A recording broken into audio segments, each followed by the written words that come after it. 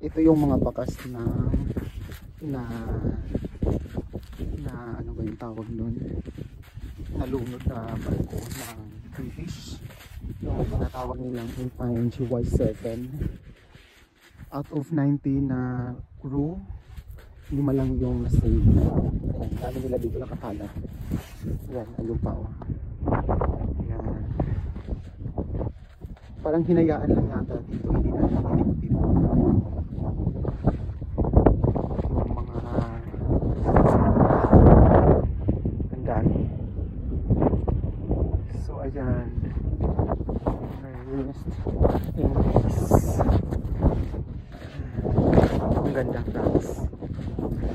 Ito pa, super tagal na nito.